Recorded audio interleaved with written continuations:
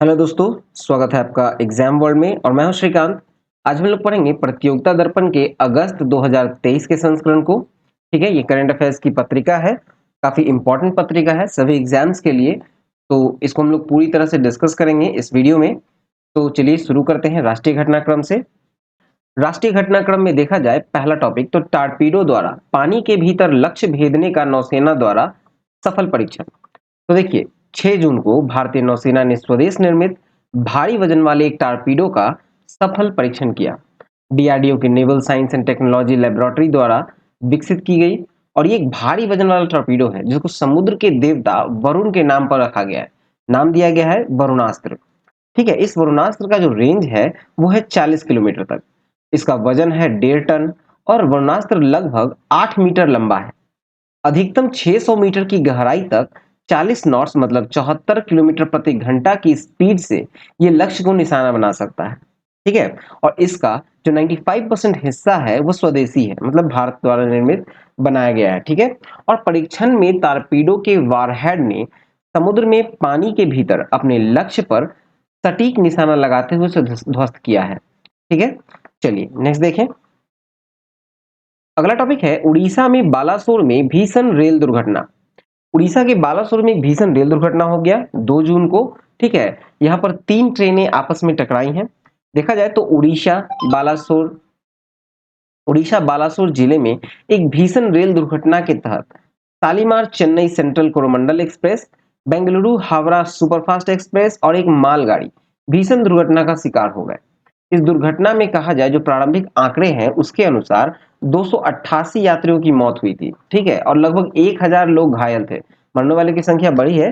ठीक है, और ये उस समय का है जब ये बुक लिखी गई है। ठीक है, तो देखिए रेलवे के अनुसार अगर कहा जाए तो 2 जून 2023 को हावड़ा से जा रही थी 12864 एक्सप्रेस और इसके कई कोच जो है वो बालासोर के बहनागा बाजार सेंटर से 2 किलोमीटर दूर पटरी से उतरकर साथ वाले ट्रैक पर जा गिरे, मतलब बगल वाले ट्रैक पर जा गिरे और इसी दौरान वहां शालीमार चेन्नई सेंट्रल कोरोमंडल एक्सप्रेस इस ट्रैक पर आ गई और पलटे हुए डब्बों से टकरा गई, जिससे कोरोमंडल एक्सप्रेस के कई कोच पटरी से उतर गए और बगल के ट्रैक पर रेलगाड़ी जो मालगाड़ी थी उस पर टकरा गए। ठीक है, अब देखिए इस कोरोमंडल एक्सप्रेस की जो गति थी, कोरोमंडल एक्सप्रेस की केवल गति थी 128 किलोमीटर प्रति घंटा और बेंगलुरु हावड़ा सुपरफास्ट एक्सप्रेस की गति थी 116 किलोमीटर प्रति घंटा।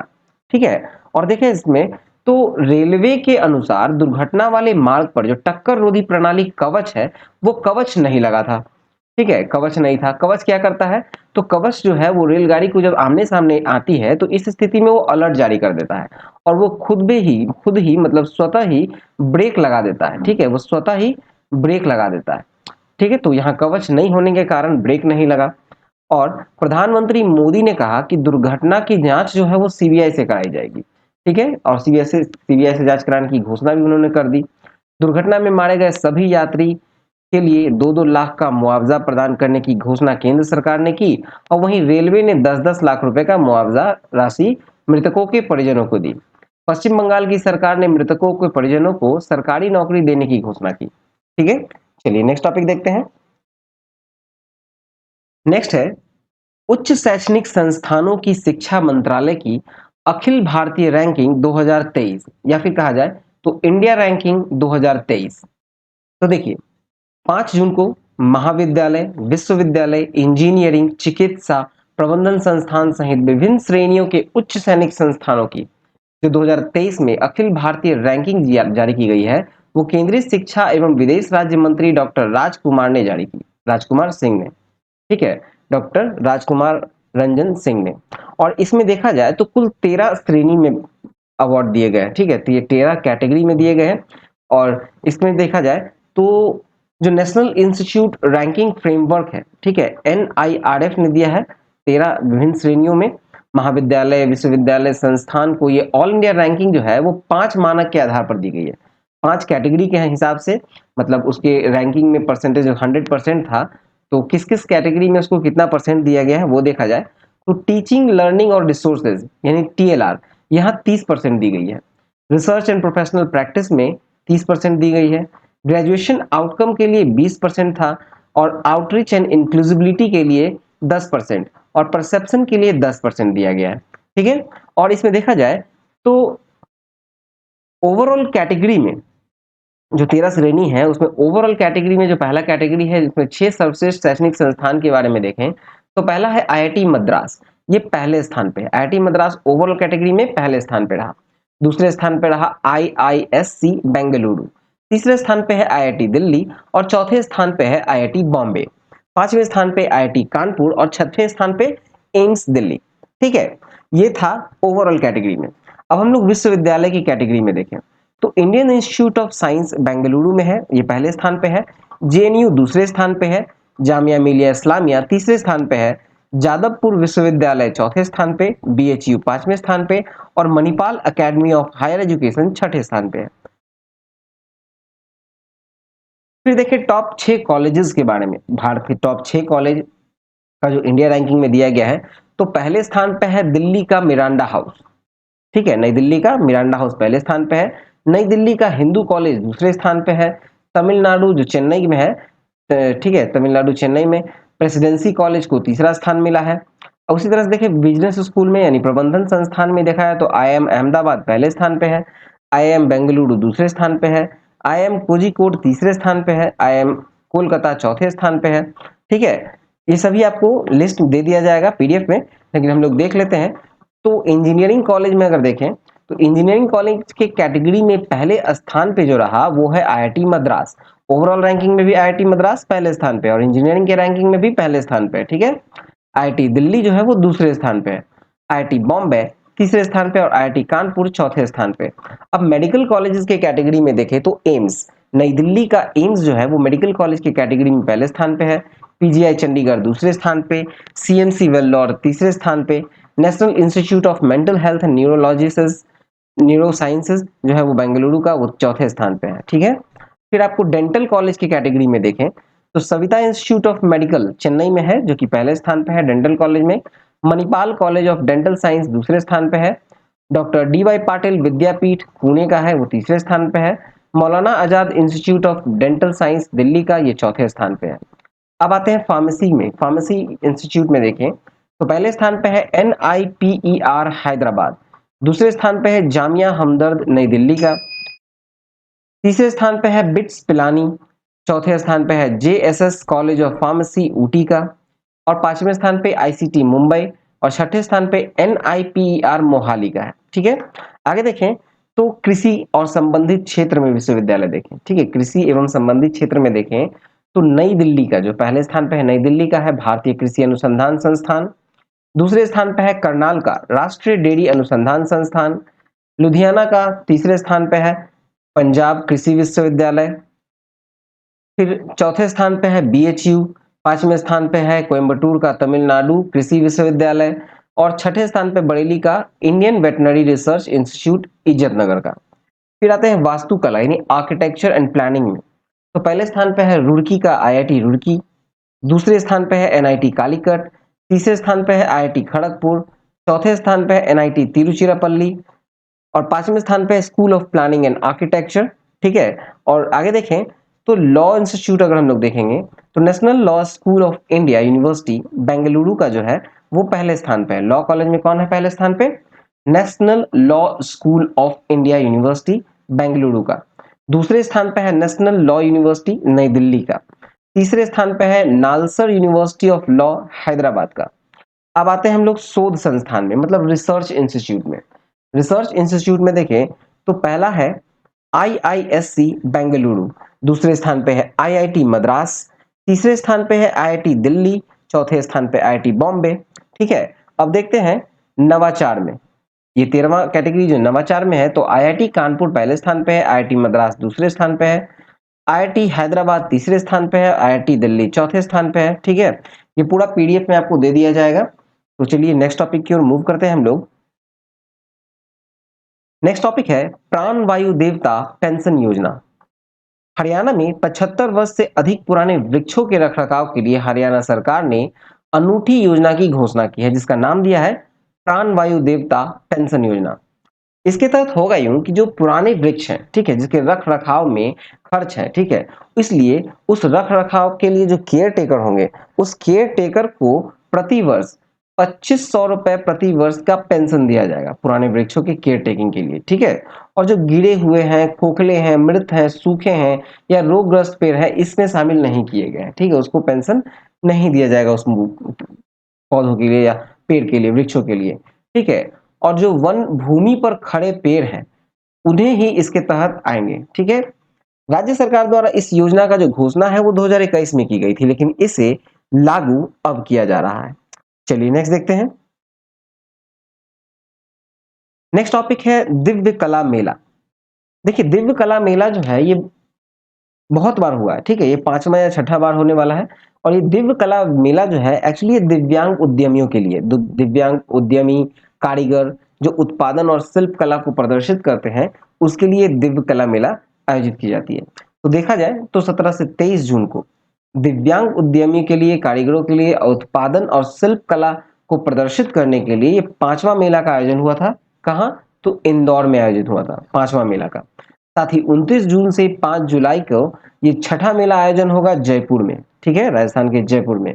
और इन दोनों ही मेलों का जो उद्घाटन है वो केंद्रीय सामाजिक न्याय व अधिकारिता मंत्री श्री वीरेंद्र कुमार ने किया है, ठीक है, डॉक्टर वीरेंद्र कुमार ने किया। और इस मेले में जम्मू कश्मीर, उत्तरी पूर्वी राज्य सहित देश के विभिन्न भागों के हस्तकला, हथकरघा एवं काशीदारी कार्यों के अतिरिक्त इन क्षेत्रों में जो डिब्बा बंद खाद्य पदार्थों का प्रदर्शन एवं विपणन इन मेलों में किया जाता है, ठीक है। चलिए नेक्स्ट देखें। नेक्स्ट टॉपिक है तमिलनाडु सरकार ने भी राज्य में सीबीआई जांच हेतु प्रदत्त सामान्य अनुमति वापस ली। तो देखिए ये तमिलनाडु सरकार ने भी वापस ले ली है अनुमति, ठीक है, सीबीआई को जांच के लिए। क्योंकि देखिए होता क्या है कि ईडी जो है प्रवर्तन निदेशालय या एनआईए जो है, जो ये दो जो है किसी भी राज्य में कभी भी छापेमारी कर सकती है, गिरफ्तारी कर सकती है। इसके लिए राज्य सरकार से अनुमति की आवश्यकता नहीं होती है, ठीक है। देखिए 14 जून को जो सीबीआई 14 जून को जो तमिलनाडु में किसी मामले की जांच के लिए केंद्रीय अन्वेषण ब्यूरो मतलब सीबीआई को प्रदत्त सामान्य सहमति वापस लेने की घोषणा की गई। तमिलनाडु की डीएमके सरकार ने राज्य के एक मंत्री वी सेंथिल बालाजी को धन शोधन के मामले में प्रवर्तन निदेशालय यानी ईडी द्वारा गिरफ्तार किए जाने वाले दिन इसका घोषणा किया गया, ठीक है। ईडी ने उसको अरेस्ट किया, तो ईडी तो कहीं भी रेड कर सकती है, लेकिन यहाँ सीबीआई पे पाबंदी लगाई गई। क्यों सीबीआई पे पाबंदी लगाई गई? तो देखिए उसको तो हम लोग देखते हैं कि जो पुलिस स्थापना अधिनियम है 1946, इसके तहत जो हुई थी कि जिसके एक विशेष प्रावधान के तहत सीबीआई को जांच के लिए संबंधित राज्य से पहले पूर्वानुमति लेनी पड़ती है, ठीक है। और यहाँ देखें तो मनी लॉन्ड्रिंग के मामले में जांच के लिए जो गठित प्रवर्तन निदेशालय है वो पूरे देश में कहीं भी जांच या गिरफ्तारी के लिए स्वतंत्र है। इसके लिए राज्य सरकार की अनुमति आवश्यक नहीं है, ठीक है। और आतंकवाद विरोधी जो जांच एजेंसी है जो उसके लिए कार्रवाई करती है, इसके लिए गठित जो राष्ट्रीय जांच एजेंसी है एनआईए भी पूरे देश में कहीं भी कार्रवाई करने के लिए स्वतंत्र है, ठीक है। लेकिन सीबीआई को जो पुलिस स्थापना अधिनियम 1946 के तहत इसको एक विशेष प्रावधान के तहत सीबीआई को जांच के लिए संबंधित राज्य से पहले पूर्वानुमति लेनी पड़ती है, ठीक है। देखा जाए तो मिजोरम, पश्चिम बंगाल, छत्तीसगढ़, राजस्थान, केरल, तेलंगाना, झारखंड, पंजाब, मेघालय की सरकार ने सीबीआई की जांच के लिए सामान्य स्वीकृति पहले ही वापस ले चुकी है। और अब तमिलनाडु ऐसा करने वाला देश का 10वां राज्य बन गया है। चलिए नेक्स्ट देखते हैं। नेक्स्ट है 2024 के लोकसभा चुनाव के लिए विपक्षी दलों द्वारा एकजुटता की पहल और बैठक हुई कहां? तो पटना में। देखिए 23 जून को कांग्रेस, जनता दल यूनाइटेड, तृणमूल कांग्रेस, समाजवादी पार्टी, राकांपा, नेशनल कॉन्फ्रेंस सहित 17 प्रमुख विपक्षी दलों ने आपसी मतभेदों को दरकिनार करते हुए आगामी लोकसभा चुनाव एकजुट होकर लड़ने का फैसला किया, ठीक है। बिहार के मुख्यमंत्री नीतीश कुमार की अध्यक्षता में यह सम्मेलन हुआ था, बैठक हुई थी। इस बैठक में उनकी जो बैठक हुआ था वो उनके सरकारी आवास पर संपन्न हुआ, जहां कांग्रेस के अध्यक्ष मल्लिकार्जुन खड़गे, वरिष्ठ कांग्रेसी नेता राहुल गांधी, राजद अध्यक्ष लालू प्रसाद यादव, बिहार के उप मुख्यमंत्री तेजस्वी यादव, तृणमूल कांग्रेस के अध्यक्ष ममता बनर्जी, राकांपा के अध्यक्ष शरद पवार सहित 32 प्रमुख विपक्षी नेता उपस्थित थे। ठीक है, कुल 32 प्रमुख विपक्षी नेता उपस्थित थे, जिसमें और अगर देखें तो समाजवादी पार्टी के अखिलेश यादव, नेशनल कॉन्फ्रेंस के उमर अब्दुल्ला, पीडीपी अध्यक्ष महबूबा मुफ्ती, झारखंड के मुख्यमंत्री हेमंत सोरेन, आप के संयोजक व दिल्ली के मुख्यमंत्री जो हैं अरविंद केजरीवाल, पंजाब के मुख्यमंत्री भगवत मान, माकपा महासचिव सीतारमन येचुरी और भाकपा के डी राजा सहित ये कुल 32 प्रमुख नेता जो थे, विपक्षी नेता यहाँ उपस्थित हुए थे। ठीक है, देखिए सभी पार्टी अपनी आपसी लड़ाई से बचते हुए जो मतभेद भुलाकर भाजपा को हराने की रणनीति उन्होंने बनानी चाहिए और ये बैठक में सभी नेताओं का विचार यही था।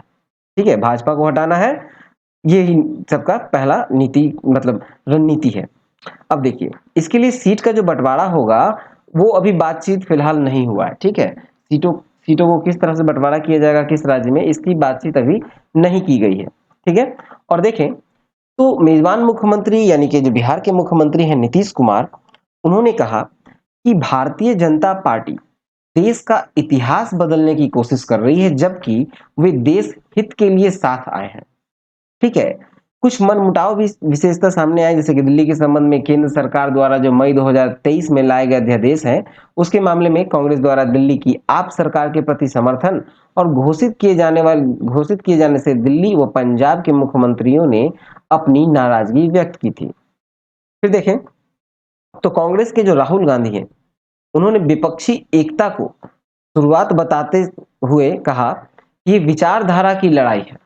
ठीक है, और चुनाव के लिए जो भावी रणनीति है उसकी अगली बैठक जो होगी वो ऐसी आगामी बैठक मतलब अगली बैठक जो है वो 10 से 12 जुलाई को होगी शिमला में। चलिए नेक्स्ट देखते हैं। नेक्स्ट है कि विश्व के शीर्ष लगभग 1500 उच्च शैक्षणिक संस्थानों में भारत के 45 संस्थान हैं। क्यूएस रैंकिंग 2024, क्यूएस रैंकिंग मतलब क्वाकरेली साइमंड्स की रैंकिंग जारी की गई है। ये 28 जून को जारी की गई है वर्ष 2024 का लंदन स्थित क्वाकरेली साइमंड्स एजेंसी के द्वारा, और विश्व भर में उच्च शैक्षणिक संस्थान का निष्पादन के आधार पर ये 20वीं रैंकिंग जारी की गई है इसके द्वारा। ठीक है, हर साल की जाती है। और देखिए ये विश्व के शीर्ष लगभग 1500 संस्थान में से भारत के जो 45 संस्थान को स्थान मिला है, मतलब कुल 1500 संस्थान है, इंस्टीट्यूशन है, उसमें से 45 संस्थान जो है वो भारत के हैं 1500 में। अब देखिए भारत के जो 4 विश्वविद्यालय पहली बार क्यूएस रैंकिंग में शामिल हुए उसमें है university of petroleum and energy studies, Chitkara university, Guru Gobind Singh Indraprastha university, Indian statistical institute. ठीक है, ये 4 को पहली बार शामिल किया गया। और जो टॉप 200 में हम लोग देखें, शीर्ष 200 में जो भारत का स्थान है वो 2 विश्वविद्यालय का स्थान है। पहला है 149वें स्थान पे आईआईटी बॉम्बे, 197वें स्थान पे आईआईटी दिल्ली। फिर देखें तो भारत की जो निजी विश्वविद्यालय में सर्वोच्च अंक है, मतलब जो निजी विश्वविद्यालय हैं भारत के, उसमें जो टॉप है वो 771 से 780 के बीच आते हैं चंडीगढ़ यूनिवर्सिटी। फिर क्यूएस रैंकिंग 2024 में संपूर्ण विश्व में पहला स्थान जो मिला है वो मैसाचुसेट्स इंस्टीट्यूट ऑफ टेक्नोलॉजी को मिला है, जो कि एमआईटी इसका नाम है। ठीक है, और ये कैम्ब्रिज अमेरिका में है और ये लगातार 12 वर्षों से पहले स्थान पे है क्यूएस रैंकिंग में। क्यूएस लंदन की रैंकिंग में 6 महत्वपूर्ण मानक पर ध्यान दिया गया है, जिसको 40% दिया गया है एकेडमिक रेपुटेशन पे, 10% एम्प्लॉयर रेपुटेशन पे, 20% साइटेशन पर फैकल्टी पे, 20% फैकल्टी स्टूडेंट रेशियो पे और 5% इंटरनेशनल फैकल्टी रेशियो पे और 5% इंटरनेशनल स्टूडेंट रेशियो पे। ठीक है, चलिए आगे देखें तो जो क्यूएस रैंकिंग 2024 में विश्व के टॉप 10 संस्थान के बारे में देखिए। टॉप 10 में पहले स्थान पे है मैसाचुसेट्स इंस्टीट्यूट ऑफ टेक्नोलॉजी, जो कि कैम्ब्रिज अमेरिका की है, इसको 100 अंक मिले हैं। कैम्ब्रिज यूनिवर्सिटी यूके की है, 99.2 अंक, 99.2 मिला है अंक में। ऑक्सफोर्ड यूनिवर्सिटी ऑक्सफोर्ड यूके का है, इसे 98.9 मिला है। हार्वर्ड यूनिवर्सिटी कैम्ब्रिज अमेरिका का है, जिसको 98.3 मिला है। स्टैनफोर्ड यूनिवर्सिटी जो है यूएसए का है, 98.1 मिला है। Imperial college of London UK का है, इसको 97.8 मिला है। ठीक है, ये 10 टॉप 10 का लिस्ट है।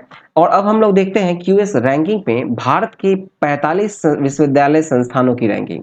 तो कुछ आगे ऊपर में देखें तो आईआईटी बॉम्बे को मिला है 149वां रैंक, जो कि पिछली बार मतलब 2023 में 172वें स्थान पे था।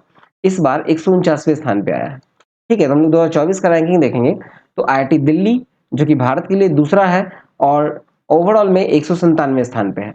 इंडियन इंस्टीट्यूट ऑफ साइंस जो बेंगलुरु का है ये 225वें स्थान पे है। आईआईटी खड़गपुर 271वें स्थान पे है। आईआईटी कानपुर 278वें स्थान पे है। आईआईटी मद्रास 285वें स्थान पे है। ठीक है, इसको हम लोग पीडीएफ में दे देंगे। चलिए नेक्स्ट देखें। अब मूव करते हैं हम लोग अंतरराष्ट्रीय घटनाक्रम की ओर, जहां पहला टॉपिक है राष्ट्रपति द्रौपदी मुर्मू की सूरीनाम और सर्बिया की राजकीय यात्रा। तो देखिए 4 से 9 जून 2023 को राष्ट्रपति श्रीमती द्रौपदी मुर्मू ने सूरीनाम और सर्बिया की 6 दिन की राजकीय यात्रा की। 4 जून को राष्ट्रपति द्रौपदी मुर्मू सूरीनाम की राजधानी पारामारिबो पहुंची और यहाँ भारतीय प्रवासियों के सूरीनाम प्रवास के 150 वर्ष पूरे होने पर आयोजित कार्यक्रम की मुख्य अतिथि के रूप में वो आमंत्रित थी। सूरीनाम के राष्ट्रपति हैं चंद्रिका प्रसाद संतोखी। इनसे द्विपक्षीय वार्ता हुई जिसमें व्यापार बढ़ाने पर विशेष बल दिया गया। औषधि, आईटी, क्षमता निर्माण, रक्षा आदि क्षेत्र में सहयोग संवर्धन पर चर्चा हुई। भारतीय राष्ट्रपति जो द्रौपदी मुर्मू हैं उनको एक बड़ा सम्मान दिया गया। ठीक है, सूरीनाम के सर्वोच्च नागरिक सम्मान grand order of the chain all the yellow star, ठीक है, grand order of the chain of the yellow star से सम्मानित किया गया है भारत के राष्ट्रपति द्रौपदी मुर्मू को। आगे देखें तो सूरीनाम में 3 दिन के प्रवास के बाद शिष्टमंडल के साथ राष्ट्रपति द्रौपदी मुर्मू 7 जून को सर्बिया की राजधानी बेलग्रेड पहुंची। 9 जून को सर्बिया के राष्ट्रपति अलेक्जेंडर वुसिक के साथ वार्ता संपन्न हुई जिसमें ऊर्जा, संचार, व्यापार और कृषि क्षेत्र में द्विपक्षीय सहयोग संवर्धन पर चर्चा की गई। भारत और सर्बिया के बीच द्विपक्षीय व्यापार वर्तमान में 32 करोड़ यूरो का है और इसको इस दशक के अंत तक 1 अरब यूरो का सालाना स्तर तक ले जाने का सहमति हुआ दोनों पक्षों में।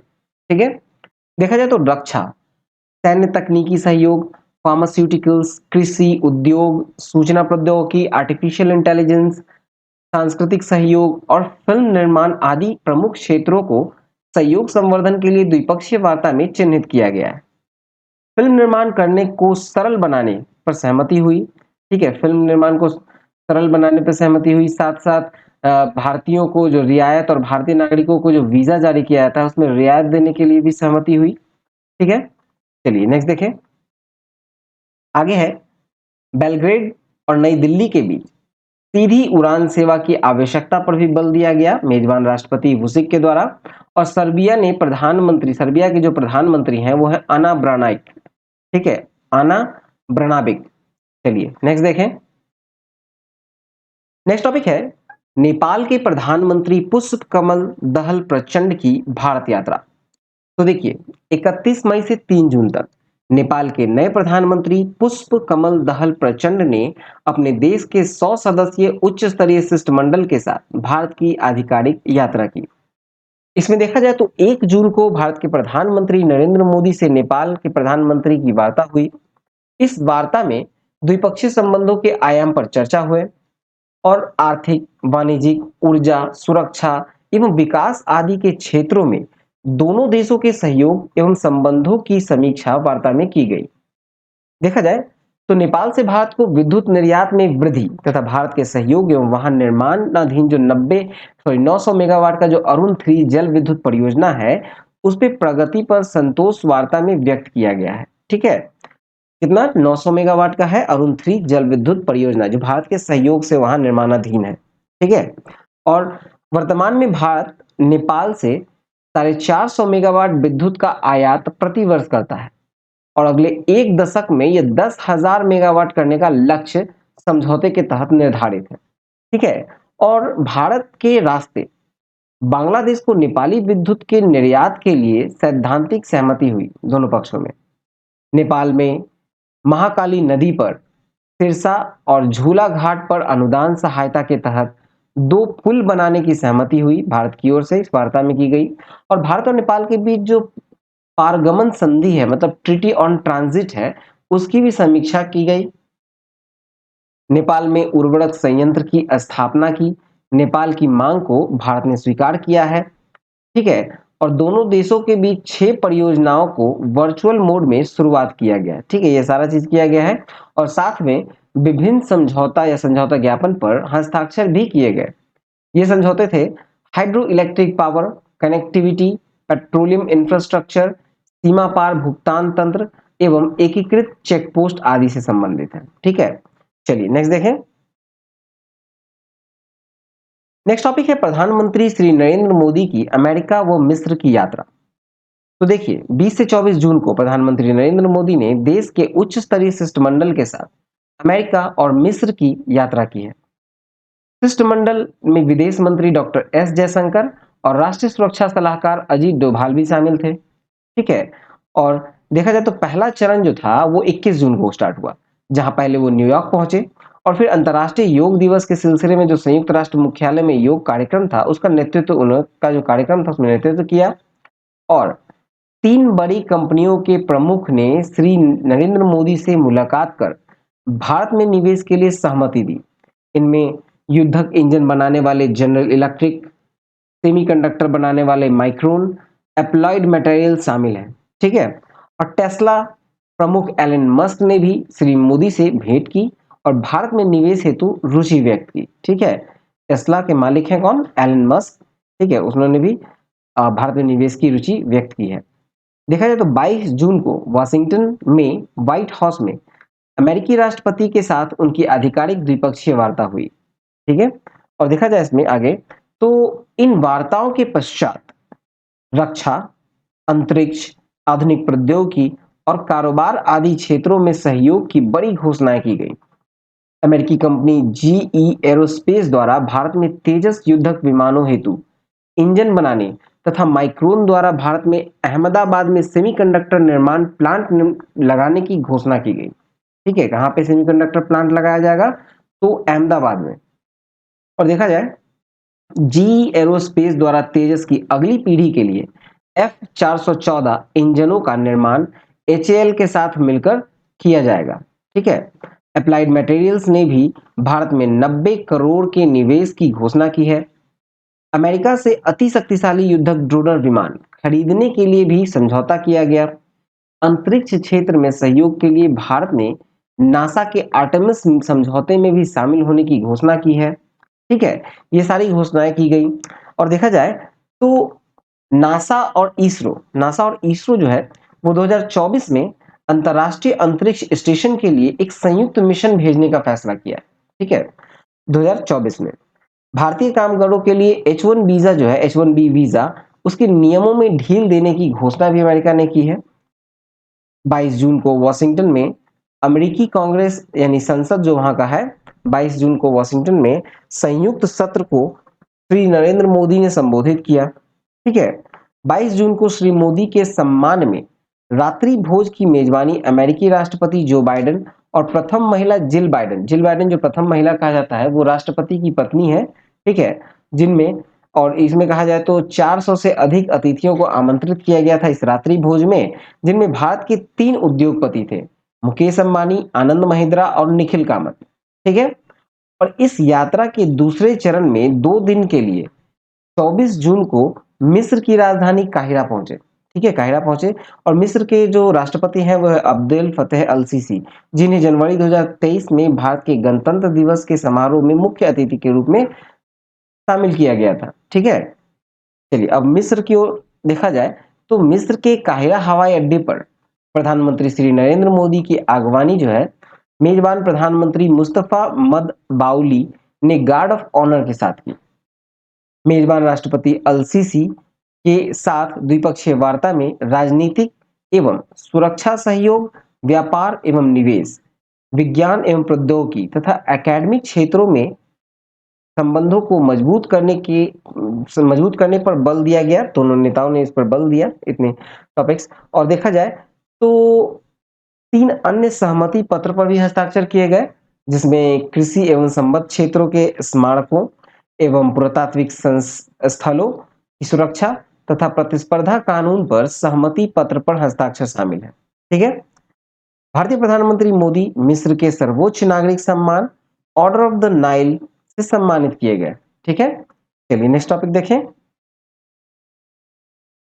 नेक्स्ट टॉपिक है अंतर्राष्ट्रीय अंतरिक्ष स्टेशन के लिए एक्सियोम स्पेस की दूसरी चार्टर्ड उड़ान। ठीक है, एक्सियोम स्पेस की दूसरी चार्टर्ड उड़ान देखा जाए तो 30 मई को निजी तौर पर अंतरिक्ष की सैर कराने वाली जो अमेरिकी स्पेस कंपनी है एक्सियोम स्पेस, ये अंतरिक्ष जो अंतर्राष्ट्रीय अंतरिक्ष स्टेशन से 9 दिन की यात्रा कर मैक्सिको की खाड़ी में उतरा। 4 लोगों को लेकर स्पेसएक्स फाल्कन 9 रॉकेट ने कैनेडी स्पेस सेंटर से 21 मई 2023 को उड़ान भरी थी और 22 मई को एक कैप्सूल अंतर्राष्ट्रीय अंतरिक्ष स्टेशन से जुड़ा था। ठीक है, यानी कि 21 मई को यहाँ से उड़ा था। कहाँ से? तो स्पेसएक्स के फाल्कन 9 रॉकेट से कैनेडी स्पेस सेंटर से। ठीक है, ये गया 4 लोगों को लेकर और 22 मई को यह कैप्सूल जो था, मतलब ये अंतर्राष्ट्रीय अंतरिक्ष स्टेशन पे पहुंच गया था। ठीक है, 4 यात्री थे इसमें। पहले थे रयाना बरनावी। रयाना बरनावी कौन है? तो ये सऊदी अरब के एक स्टेम सेल शोधकर्ता है और अंतरिक्ष यात्रा पर जाने वाली पहली सऊदी महिला वो बनी है। फिर है अली अल करनी। अली अल करनी जो है वो सऊदी अरब के फाइटर पायलट है। तीसरा है जॉन सैफनर, जो कि पायलट है, एक उद्यमी है, पायलट थे जॉन सैफनर। और पैगी विटसन मिशन कमांडर थे, नासा के पूर्व अंतरिक्ष यात्री है। ठीक है, चलिए नेक्स्ट देखें। नेक्स्ट टॉपिक है संयुक्त राष्ट्र शांति मिशनों में प्राण गंवाने वाले शांति सैनिकों की स्मृति में संयुक्त राष्ट्र मुख्यालय में मेमोरियल हॉल। तो देखा जाए तो 14 जून को संयुक्त राष्ट्र महासभा ने भारत द्वारा लाए गए प्रस्ताव को पारित किया, जिसमें संयुक्त राष्ट्र शांति मिशनों में अपना कर्तव्य निभाते हुए शहीद हुए जो शांति सैनिक थे, उनकी स्मृति में संयुक्त राष्ट्र मुख्यालय में एक स्मारक दीवार की स्थापना की जाएगी।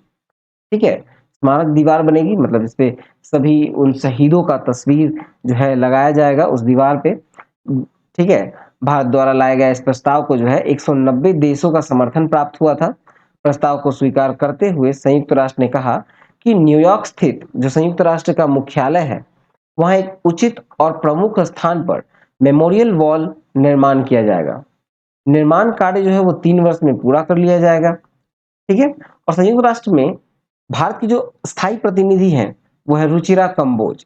उन्होंने कहा कि ये मेमोरियल वॉल जो है इस बात का प्रतीक होगा कि संयुक्त राष्ट्र शांति पर इतना जोर क्यों देता है, साथ ही यह लोगों को याद दिलाएगी कि उनके फैसलों की दुनिया ने क्या कीमत चुकाई है।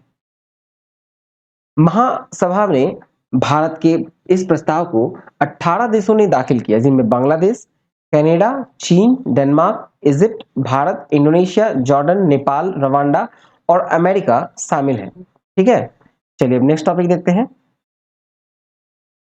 नेक्स्ट टॉपिक है 1 जनवरी 2024 से संयुक्त राष्ट्र सुरक्षा परिषद के लिए अस्थायी सदस्य होंगे। तो देखिए, अल्जीरिया, सिएरा लियोन, दक्षिण कोरिया, गयाना, स्लोवेनिया संयुक्त राष्ट्र सुरक्षा परिषद के अस्थायी सदस्य होंगे 1 जनवरी 2024 से। ठीक है, ये सारे देश मतलब अल्जीरिया, सिएरा लियोन, दक्षिण कोरिया, गयाना और स्लोवेनिया, ये 2 साल के लिए होगा इनका अस्थायी सदस्य और 2024 से 2025 तक के लिए सदस्यता होगी संयुक्त राष्ट्र महासभा में।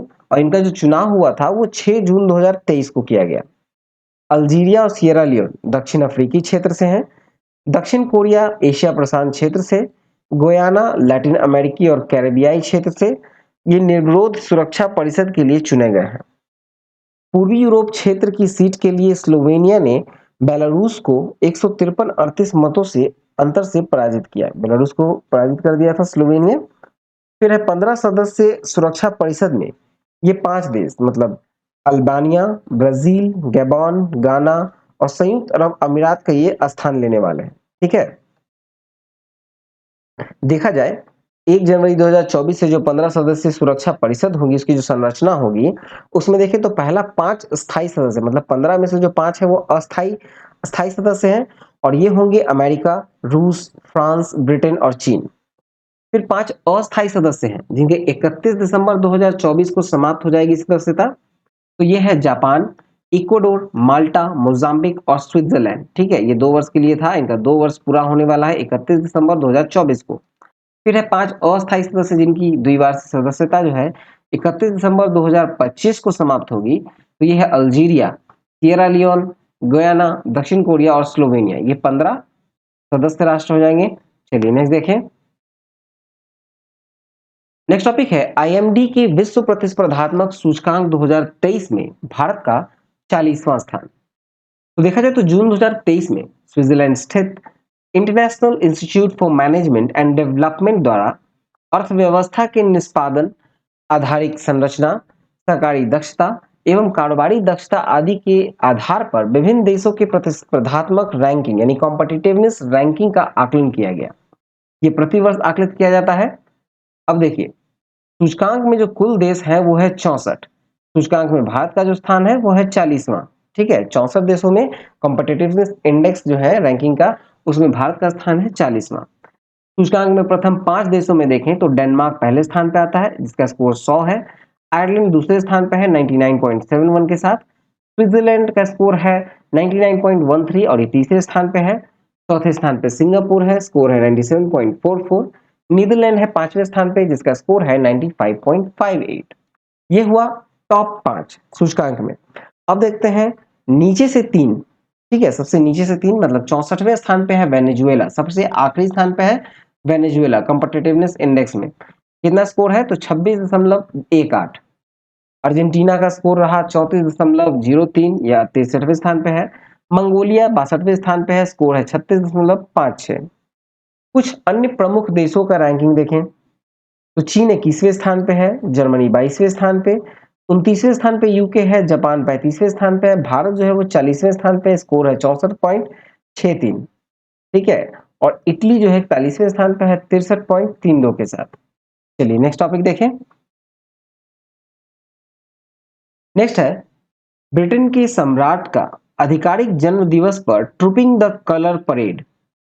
देखा जाए तो ब्रिटेन के सम्राट चार्ल्स तृतीय का वास्तविक जन्मदिन जो है वो 14 नवंबर है, किंतु राजघराने की परंपरा के अनुसार आधिकारिक रूप से ये जन्म दिवस जो है वो जून माह में मनाया जाता है। आधिकारिक जन्म दिवस पर सम्मान की जाने वाली जो शाही घराने की परंपरा है वो है ट्रूपिंग द कलर परेड, ये की गई है। ट्रूपिंग द कलर परेड एक सैन्य परेड है जिसमें 17 जून को संपन्न हुआ था और इसमें 1400 से अधिक सैनिक, 200 घोड़े और लगभग 400 संगीतकार शामिल हुए थे।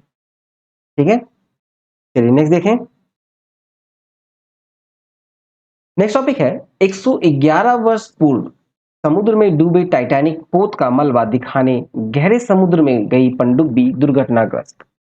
तो देखिए, 18 जून 2023 को अमेरिका की एक कंपनी है ओशन गेट एक्सपीडिशन, इसकी जो पनडुब्बी थी जिसका नाम था टाइटन, वो 111 वर्ष पूर्व डूबे, मतलब जो 15 अप्रैल 1912 को पहले समुद्री यात्रा कर रही थी और बर्फ के एक विशाल चट्टान से टकराकर जो अटलांटिक महासागर में डूब गई थी टाइटैनिक जहाज, उसका मलबा दिखाने गई थी ये पनडुब्बी और ये दुर्घटनाग्रस्त हो गई।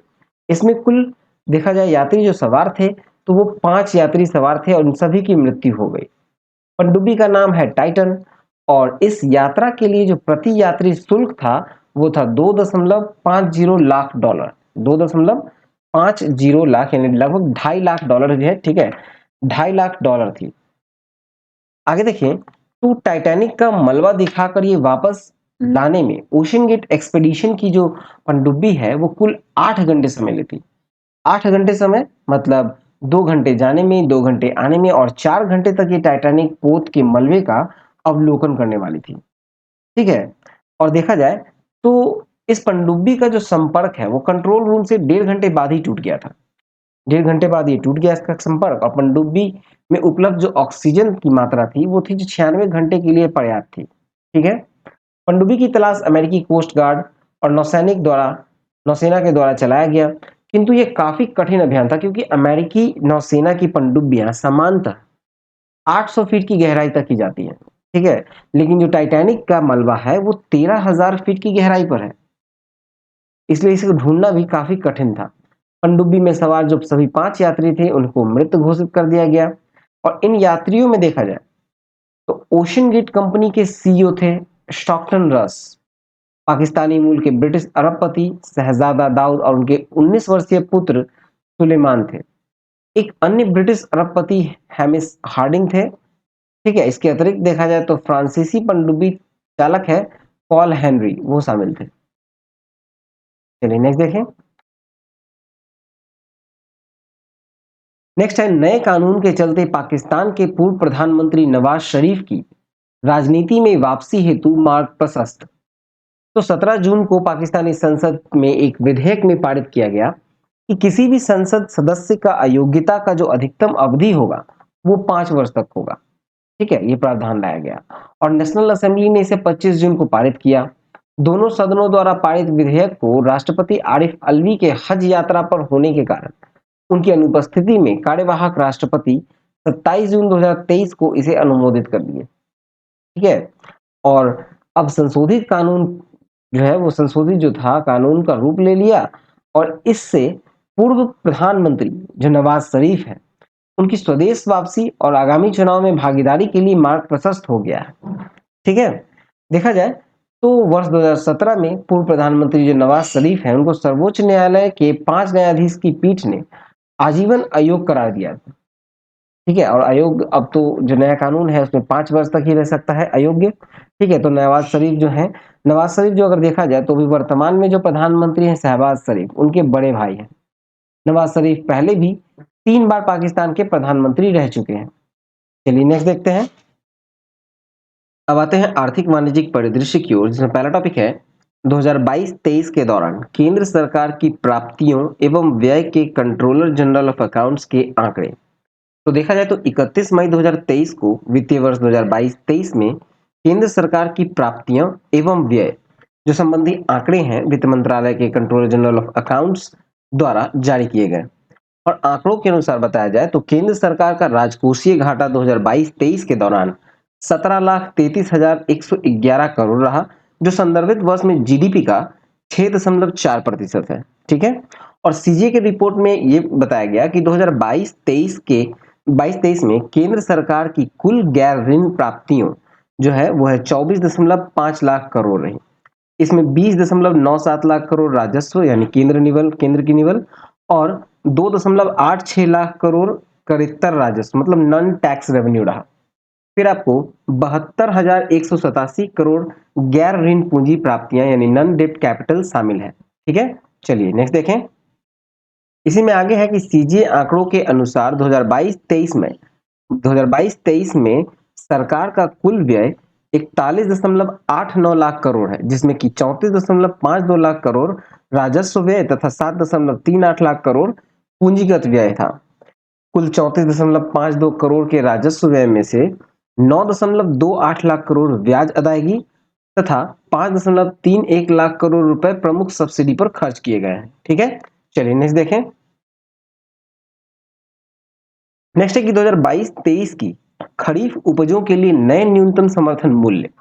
तो देखा जाए तो धान का न्यूनतम समर्थन मूल्य जो है वो 143 रुपए प्रति क्विंटल की वृद्धि की गई है। ठीक है, 7 जून को 2022-23 का जो खरीफ उपजों का जो नया समर्थन मूल्य दिया गया है मतलब एमएसपी जिसे कहते हैं मिनिमम सपोर्ट प्राइसेस, उसकी घोषणा की गई है सरकार के द्वारा। और नए न्यूनतम समर्थन मूल्य इस प्रकार निर्धारित किए गए ताकि किसानों को उनकी उपज का यानी अखिल भारतीय भारित औसत उत्पादन लागत का न्यूनतम 1.5 गुना मूल्य प्राप्त हो। ठीक है, इसी परिप्रेक्ष्य में सभी खरीफ उपजों के न्यूनतम समर्थन मूल्य की लागतों की तुलना में 1.5 गुना या उससे अधिक इस वर्ष भी किए गए हैं। ठीक है, इसमें आगे देखें तो जो खरीफ उपजों का जो न्यूनतम समर्थन मूल्य है, ठीक है, तो देखिए धान जो सामान्य कैटेगरी के धान है, ठीक है, 2022-23 में इसका था 2040 रुपए, जो कि 2023-24 में 2183 रुपए किया गया, मतलब प्रति क्विंटल एमएसपी पे 143 रुपए की वृद्धि की गई। ठीक है, और इसका जो लागत है वो है 1455, माना गया है लागत 1455 रुपए प्रति क्विंटल, यानी कि लगभग 50% लाभ बढ़ाया गया है। ठीक है, लागत लाभ का 50% लाभ दिया गया है। और उसी में धान ग्रेड ए में देखें तो जो 2060 रुपए था 2022-23 में, अब 2023-24 में उसको 2203 रुपए किया गया, मतलब यहां भी 143 रुपए की वृद्धि की गई है। फिर ज्वार हाइब्रिड क्वालिटी का जो ज्वार है वो 2970 रुपए था 2022-23 में, और इस बार 3180 रुपए है, यहाँ 210 रुपए की बढ़ोतरी हुई है। और जो लागत मूल्य है वो है 2120 रुपए, यानी कि 50% का लाभ। अब देखिए ज्वार मलडाही में तो जो 2990 रुपए 2022-23 में था, 23-24 में ये 3225 रुपए कर दिया गया, यानी 235 रुपए प्रति क्विंटल की वृद्धि हुई है इसमें। ठीक है, और साथ में देखें बाजरा, रागी, मक्का, तूर, मूंग, उड़द, मूंगफली, सूरजमुखी, सोयाबीन, तिल, नाइजर सीड, कपास, कपास का जो है सबका इसमें दिया गया है। पीडीएफ में हम आपको ये दे देंगे, पीडीएफ देख लीजिएगा। ठीक है, चलिए नेक्स्ट टॉपिक की ओर मूव करते हैं। नेक्स्ट है चीनी सत्र 2023-24 के लिए गन्ने के उचित एवं लाभकारी मूल्य 10 रुपए प्रति क्विंटल की वृद्धि। तो देखिए जून 2023 में चीनी सत्र अक्टूबर सितंबर 2023-24 के लिए गन्ने के उचित एवं लाभकारी मूल्य में 10 रुपए प्रति क्विंटल की वृद्धि सरकार ने की है। अक्टूबर 2023 में शुरू हुए होने वाले जो चीनी सत्र हैं 2023-24 का, उसके लिए यह मूल्य जो है 315 रुपए प्रति क्विंटल निर्धारित किया गया, जो कि पिछले वर्ष 2022-23 में यह मूल्य 305 रुपए था और अभी 315 रुपए प्रति क्विंटल कर दिया गया, यानी 10 रुपए का वृद्धि किया गया। कृषिगत लागत एवं मूल्य आयोग ने 2023-24 के लिए गन्ने की उत्पादन लागत A2 प्लस F2 लागत, मतलब वास्तविक भुगतान की गई लागत के साथ पारिवारिक श्रम का मूल्य 157 रुपए प्रति क्विंटल आकलित की गई है। ठीक है, और 315 रुपए प्रति क्विंटल एफआरपी किसानों को गन्ने के उत्पादन लागत पर यानी कि 100.06% प्रतिफल करेगा। चलिए नेक्स्ट देखें। नेक्स्ट है मौद्रिक नीति 2023-24 की दूसरी द्वैमासिक समीक्षा। तो 8 जून को चालू वित्तीय वर्ष 2023-24 की मौद्रिक नीति की दूसरी द्वैमासिक समीक्षा में भी रेपो दर को रिजर्व बैंक ने अपरिवर्तित रखा है। ठीक है, देखा जाए तो रेपो दर जो कि 6 अप्रैल 2023 की स्थिति देखें तो 6.50 था और 8 जून 2023 की स्थिति में भी ये 6.50 ही है। रिवर्स रेपो रेट भी वही है 3.35%। स्टैंडिंग डिपॉजिट फैसिलिटी यानी एसडीएफ जो है वो 6.25% है। एमएसएफ यानी मार्जिनल स्टैंडिंग फैसिलिटी 6.75% है। बैंक रेट 6.75% है। सीआरआर 4.50% है। सांविधिक तरलता अनुपात 18% है यानी एसएलआर। ठीक है, चलिए नेक्स्ट देखें। नेक्स्ट है 2022-23 में देश में टेलीफोन कनेक्शन की संख्या में वृद्धि हुई है। ठीक है, 22-23 में देश में टेलीफोन कनेक्शनों की संख्या में वृद्धि हुई। तो देखा जाए तो मई 2023 में भारतीय दूरसंचार नियामक प्राधिकरण यानी ट्राई द्वारा देश में मार्च 2023 के अंत तक टेलीफोन कनेक्शन की आंकड़े जारी की गई। तो देखिए तो टेलीफोन कनेक्शन का जो कुल संख्या है वो है 117.23। ठीक है, 117.23 करोड़, जिसमें वायरलेस है 114.39 करोड़ और वायर लाइन वाले हैं 2.84 करोड़। ठीक है, शहरी उपभोक्ता का अगर देखें तो ये है 65.37। ठीक है, शहरी उपभोक्ता कितने हैं तो कुल है 65.37 करोड़, जिसमें 62.75 करोड़ वायरलेस वाले और 2.62 करोड़ वायर लाइन वाले। ग्रामीण उपभोक्ताओं में देखें तो कुल योग है 51.86 करोड़, जिसमें 51.64 वायरलेस वाले और 0.23 जो है करोड़ ये है वायर लाइन वाले। ठीक है, टेली डेंसिटी के बारे में देखें तो योग आता है 84.51। टेली डेंसिटी का मतलब कि प्रति 100 व्यक्ति पर जो कनेक्शंस होते हैं वो टेली डेंसिटी कहलाते हैं। तो इसमें 84.51 है, जो कि वायर लाइन में आपको 82.46 है। ठीक है, और ये वायर लाइन वाले 2.05 है। ठीक है, ये प्रति टेली डेंसिटी बताया गया है। जिसमें शहरी क्षेत्र में देखें तो प्रति 100 व्यक्ति पे 133.8 कनेक्शन है। ठीक है, प्रति 100 व्यक्ति पे 133.8 कनेक्शन है, जिसमें 128.45 वायरलेस है और 5.36 वायर लाइन वाले हैं। ग्रामीण क्षेत्रों में भी देखा जाए तो योग है 57.07। ठीक है, 57.07 है टेली डेंसिटी, प्रति 100 पे 57.07 को है कनेक्शन। ठीक है, और ये वायरलेस है 57.46 और वायरलाइन वाले 0.25 है ग्रामीण क्षेत्रों में। अब देखिए कुल टेलीफोन उपभोक्ताओं में शहरी उपभोक्ताओं का प्रतिशत देखा जाए। कुल टेलीफोन उपभोक्ताओं में शहरी टेलीफोन उपभोक्ताओं का प्रतिशत देखें तो यह है 55.76। जिसमें वायरलेस है 54.86 और वायरलाइन वाले हैं 92.09, ठीक है, प्रतिशत में है।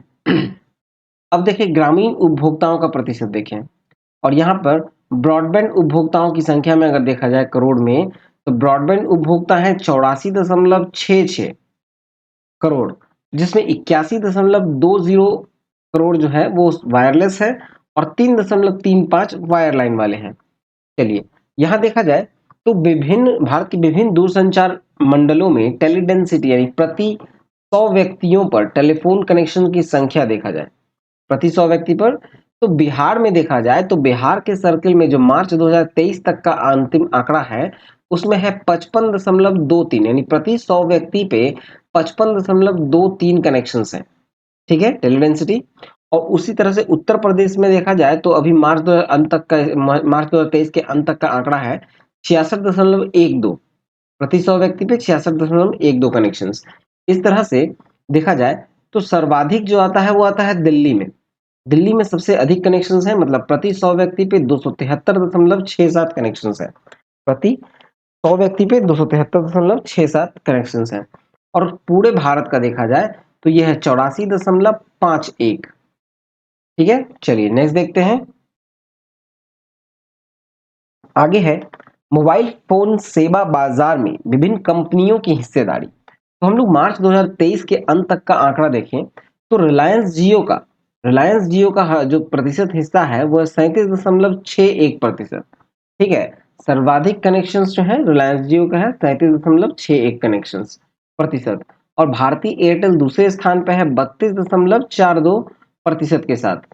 वोडाफोन आइडिया के पास है 20.07%, बीएसएनएल के पास है 9.06%, एमटीएनएल के पास है 0.21% और रिलायंस कम्युनिकेशन के पास है 0.0002%, ठीक है। चलिए नेक्स्ट देखें, नेक्स्ट टॉपिक है चालू वर्ष 2023 में वैश्विक वृद्धि, चालू वर्ष 2023 में वैश्विक वृद्धि 2.7% रहने का ओईसीडी का ताजा अनुमान। ओईसीडी यानी organisation for economic cooperation and development. देखा जाए तो जून 2023 में मुख्यतः उच्च आय वाले जो विश्व की 38 प्रमुख देश हैं उसके अंतर सरकारी संगठन आर्थिक सहयोग एवं विकास संगठन ने चालू वर्ष 2023 में वैश्विक वृद्धि में अपने पूर्वानुमान के संशोधन किया है। देखा जाए तो जून 2023 में वैश्विक वृद्धि 2.7% रहने का ताजा अनुमान ओईसीडी ने व्यक्त किया है। संगठन का मानना है कि मुद्रास्फीति में गिरावट तथा चीन में कोरोना को लेकर लगाई गई बंदिशों को समाप्त होने से वैश्विक आर्थिक विकास में तेजी आ सकती है, ठीक है। चलिए नेक्स्ट देखें, नेक्स्ट है कि अगले 3 वर्षों में भारतीय अर्थव्यवस्था में वृद्धि प्रमुख अर्थव्यवस्थाओं में सर्वोच्च रहने का एस&पी ग्लोबल रेटिंग का अनुमान। तो देखा जाए तो जून 2023 में रिपोर्ट में कहा गया कि भारतीय अर्थव्यवस्था अगले 3 वर्षों में 6.7% की औसत वृद्धि प्राप्त करेगी, जो विश्व की प्रमुख अर्थव्यवस्थाओं में सर्वोच्च वृद्धि होगी। यह आकलन एस&पी ग्लोबल रेटिंग की है। 26 जून को देखा जाए तो ताजा रिपोर्ट के अनुसार 2023-24 में भारत के वृद्धि दर के अनुमान में कोई परिवर्तन नहीं किया गया और 6% के पहले के अनुमान को ही बरकरार रखा गया। वित्तीय वर्ष 2024-25 और 25-26 में देश में जीडीपी में वृद्धि 6.9% रहने का एजेंसी का अनुमान है। चीन में 2023 में वृद्धि का पूर्वानुमान 5.5% से घटाकर 5.2% किया गया है। रिपोर्ट के अनुसार 2023-24 में भारत का जो खुदरा मुद्रास्फीति है वो 5% रहने की संभावना है, जिसके पश्चात 2024-25 और 25-26 में 4.5% से 4.5% ही संभावित है, ठीक है। चलिए नेक्स्ट देखें, नेक्स्ट है 2023-24 में भारत में आर्थिक वृद्धि के पूर्वानुमान को विश्व बैंक ने घटाया। अन्य अर्थव्यवस्थाओं के संबंध में अनुमानों में भी परिवर्तन। तो देखा जाए तो जून 2023 में विश्व ने विभिन्न अर्थव्यवस्थाओं क्षेत्रों तथा संपूर्ण विश्व में आर्थिक वृद्धि की संभावनाओं के संबंध में अपनी ताजा रिपोर्ट जारी की और रिपोर्ट के अनुसार भारत में 2023-24 में वृद्धि का अनुमान जो है वो 6.6% से घटाकर 6.3% किया गया। ठीक है, भारत में 2023-24 में वृद्धि का जो अनुमान है वो 6.6% से घटाकर 6.3% किया गया। चलिए नेक्स्ट देखें। नेक्स्ट है कि housing development and finance corporation. Housing development and finance corporation यानी एचडीएफसी का विलय एचडीएफसी बैंक में। तो देखा जाए तो 1 जुलाई 2023 से आवास वित्त क्षेत्र की निजी क्षेत्र की कंपनी है एचडीएफसी यानी housing development and finance corporation, इसका विलय अब एचडीएफसी बैंक में हो गया। ठीक है, एचडीएफसी बैंक में विलय 1 जुलाई 2023 से प्रभावी हो गया है और विलय के पश्चात, ठीक है, प्रभावी हो गया है और विलय के पश्चात सभी शाखाओं ने एचडीएफसी बैंक के रूप में कार्य करना शुरू कर दिया है। एचडीएफसी के शेयर अब 13 जुलाई 2023 से स्टॉक एक्सचेंज से हटा दिए जाएंगे तथा एचडीएफसी के शेयर धारकों को उनके प्रति 25 शेयर के बदले एचडीएफसी बैंक के 42 शेयर दिए जाएंगे। ठीक है, बाजार पूंजीकरण देखा जाए यानी मार्केट कैपिटलाइजेशन देखें एम कैप की दृष्टि से तो एचडीएफसी बैंक देश में रिलायंस इंडस्ट्रीज लिमिटेड के पश्चात दूसरी सबसे बड़ी कंपनी हो गई है। चलिए नेक्स्ट देखें। नेक्स्ट है भारत म्यांमार थाईलैंड राजमार्ग का 70% कार्य पूर्ण। तो देखा जाए तो म्यांमार के रास्ते भारत व थाईलैंड को सड़क मार्ग से जोड़ने के लिए प्रस्तावित आईएमटी राजमार्ग परियोजना आईएमटी हाईवे प्रोजेक्ट जो है का कार्य जो है वो तेजी से चल रहा है तथा वर्ष 2027 तक इसके पूरा होने की संभावना केंद्रीय सड़क परिवहन मंत्री श्री नितिन गडकरी ने व्यक्त की है। ठीक है, और लगभग ये 1400 किलोमीटर लंबा है। ये सड़क मार्ग भारत में मणिपुर के मोरहे का म्यांमार के रास्ते थाईलैंड के मैक्सांट से जुड़ेगा और इसका विस्तार आगे चल के आसियान के अन्य देशों में भी होगा जैसे कि लाओस, इंडोनेशिया और वियतनाम तक इसकी विस्तार की योजना है। ठीक है, और इससे आसियान देशों के साथ कनेक्टिविटी का विस्तार होगा तथा सड़क मार्ग से ही भारत से थाईलैंड व आगे अन्य देशों तक जाया जा सकेगा। ठीक है, चलिए नेक्स्ट देखें। अब आते हैं नियुक्ति की ओर। रॉ यानी रिसर्च एंड एनालिसिस विंग यानी रॉ के नए प्रमुख यानी सचिव नियुक्त हुए हैं रवि सिन्हा, जो कि भारतीय पुलिस सेवा के 1988 बैच के कैडर हैं। भारतीय भूवैज्ञानिक सर्वेक्षण मतलब geological survey of India GSI के महानिदेशक कौन नियुक्त हुए? तो ये हुए हैं जनार्दन प्रसाद। फिर है कि भारत के प्रतिस्पर्धा आयोग यानी competition commission of India CCI के नए अध्यक्ष नियुक्त हुए हैं रवनीत कौर, जो कि भारतीय प्रशासनिक सेवा के 1988 बैच के पंजाब कैडर के अधिकारी हैं। फिर है बीबीसी के कार्यकारी अधिकारी अध्यक्ष नियुक्त हुए हैं। ये हुए हैं डेम क्लास स्टीफेंस।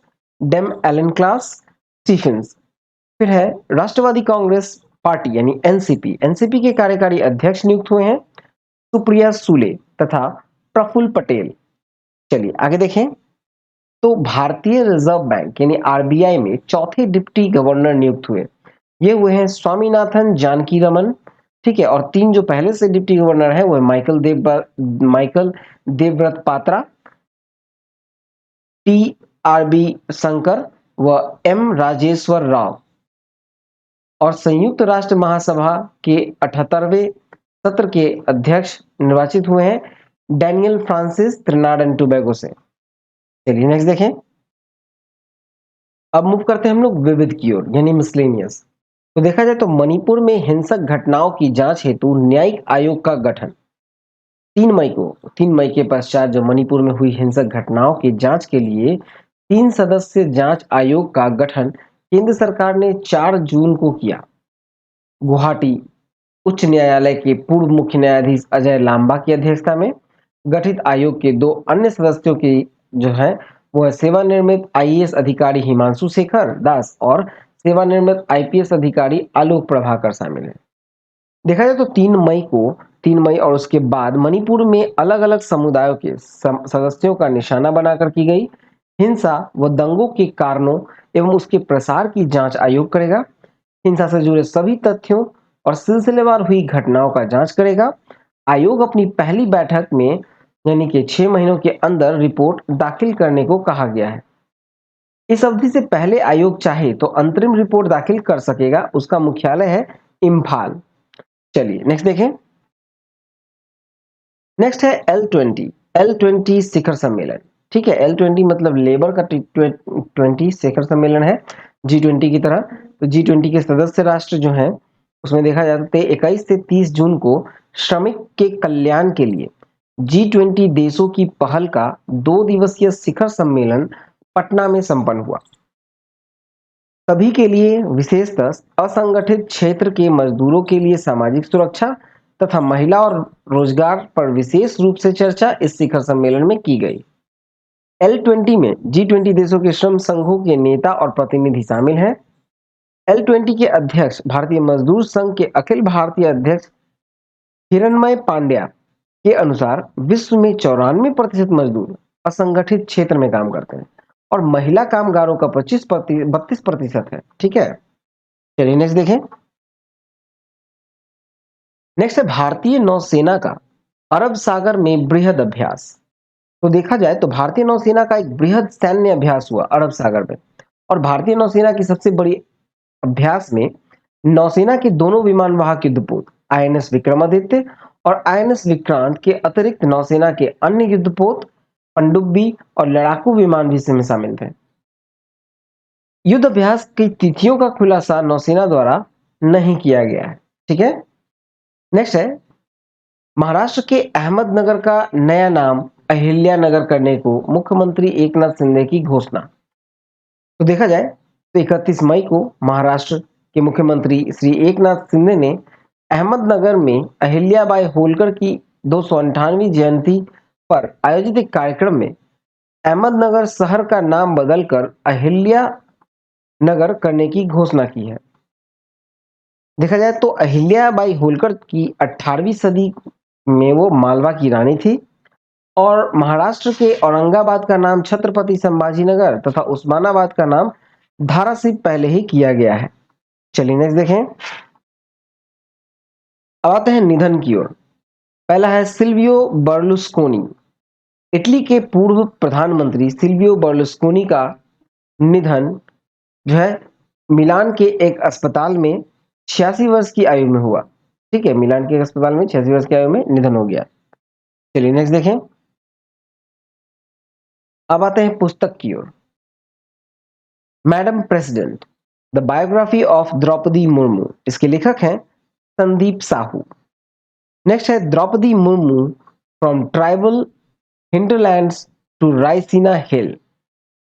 इसके लेखक हैं कस्तूरी रे। नेक्स्ट है through the broken glass and autobiography. इसके लेखक हैं TN सेशन। चलिए नेक्स्ट देखें। आई होप ये वीडियो आपको अच्छा लगा होगा, तो प्लीज वीडियो को लाइक करें, शेयर करें, सब्सक्राइब नहीं किया है तो सब्सक्राइब करके नोटिफिकेशन बेल दबा दें। टेलीग्राम चैनल को ज्वाइन कर लीजिएगा, नहीं तो onlinestudycenter.in में जाकर PDF सेक्शन से आप PDF डाउनलोड कर सकते हैं। ठीक है, और हमारे इंस्टाग्राम चैनल को भी जरूर लाइक कीजिएगा, फॉलो कर लीजिएगा। ठीक है, अभी हम लोगों ने नया इंस्टाग्राम पे ही चालू किया है। All the best and thank you for watching exam world.